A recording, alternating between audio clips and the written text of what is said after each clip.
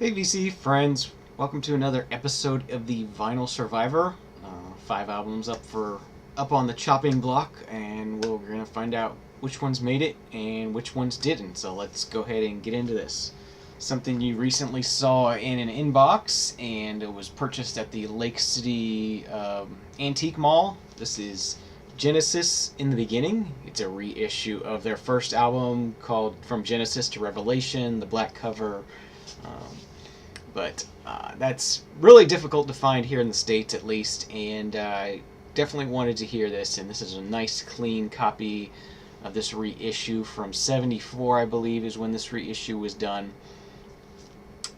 And just a really cool listen. This is a very different Genesis, before they did sort of prog stuff, before they did the sort of pop, new wave-ish sort of, I don't know what you want to call it, stuff.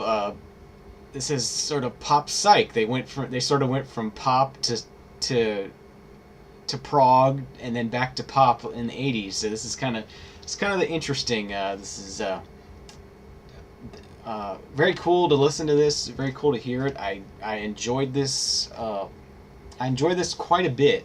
All right, looking at the back here, this is actually released in '77. For some reason, I thought this was reissued in '74, but this particular one is from '77.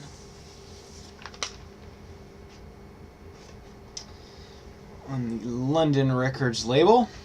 And this is another one where it's two totally different batches of stampers. On side one, it's stamped with actual stamps, with the catalog number and 1A. And on the side two, it is a handwritten catalog number with a -1 and sterling in the dead wax. So two totally different batches of stampers used to make this, but it's a clean copy of the album. Sounds great to me. It's nice and quiet pressing, and very happy to have this in the collection. Like I said, I really enjoyed this a lot. It was not at all what I was expecting, knowing Genesis. I mean, it was obviously not like the '80s pop Genesis, and it wasn't the prog Genesis either. It was, like I said, a very, very early pop psyche sort of sound to it. And I'll have to go back to remember exactly what I paid for this, but I think it was around $4 or $5. But yeah, definitely happy to have this in the collection. And next up is one that's actually technically not going into the collection because it's a gift, but I thought I would talk about it anyway, just because it's such a great album. This is Santana's debut album, 1969. Just a very iconic cover. Very cool. Yeah, just great. I mean, Santana's sort of Latin infused rock stuff. Just incredible guitarist and incredible group. Columbia 2i. So pretty early pressing here. We got 1K on side A and 1K on side B. So this is the 1K stampers. So pretty, like I said, pretty early. Yeah, just a really super nice clean copy. Glad to have found this. This is another one of the ones that I found at the Lake City Antique Mall. So that's Santana self-titled debut. Not technically going in the collection, even though I already have this in the collection, but this is going to be a gift to my mother. Alright, next thing we got here. This is the third album from this group. This is Merlin with Misplaced Childhood. Sort of neo. They're calling this neo prog rock. This is from the mid '80s, but they're still doing prog rock. It sounds like, maybe something from the '70s. Very, very cool sound. I did enjoy listening to this. It didn't totally blow me away, but I enjoyed hearing it. Yeah, I think I actually recognized Kaylee on here. It was supposedly one of their bigger hits. Yeah, 1985, Merlin, Misplaced Childhood, third release. Inner sleeve here with lyrics on it. Get the 80s version of the rainbow label capital.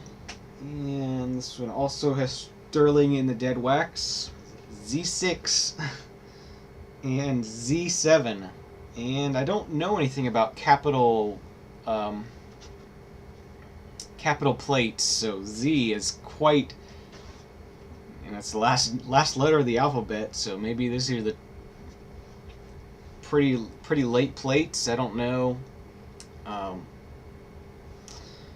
Yeah, cool nonetheless. Nice clean copy. Sounds great.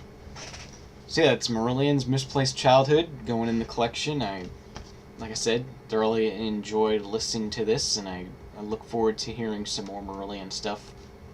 It's good stuff. Okay, next up we have a live album from Toya. This Warrior Rock, Toya on Tour. Double live album recorded at the Hammersmith Odeon in London, UK.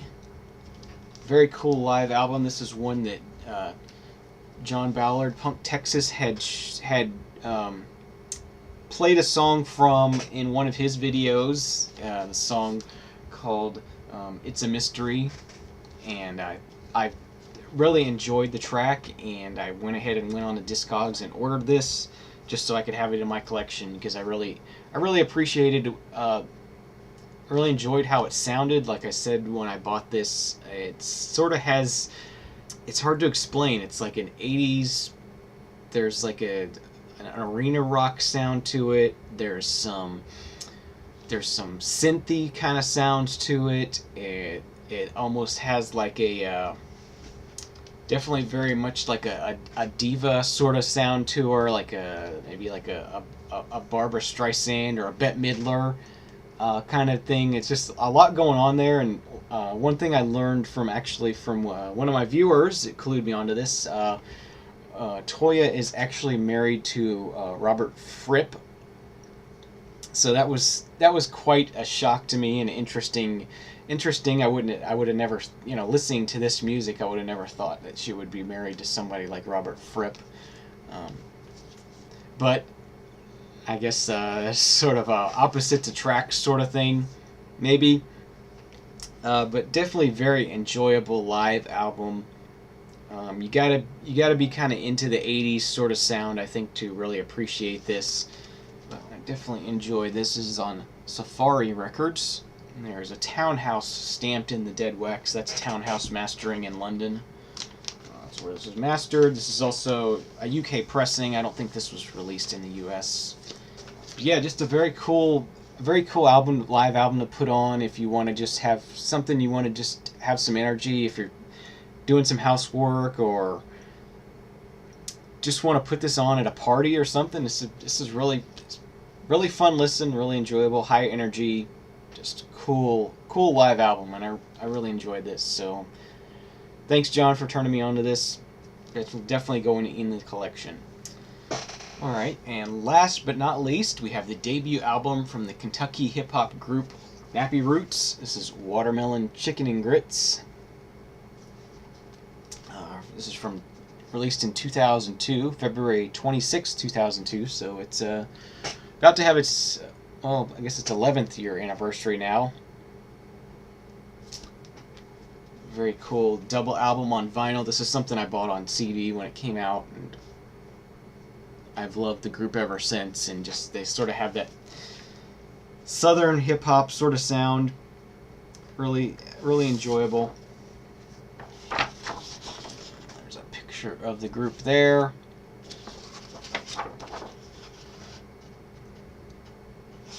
And this is a 2 LP set on Atlantic Records, Red Atlantic. Nothing to note in the dead wax on these, but yeah, just their debut album was great. Probably their best work as of yet.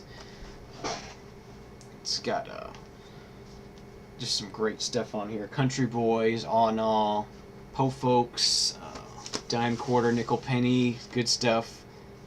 Really cool southern hip hop. So that is another one that's going to be going into the collection. Nappy Roots. So I want to thank you guys for watching. That's 5 more albums. I guess technically 4 of them are going in the collection, even though they're all great albums. One of them as a gift.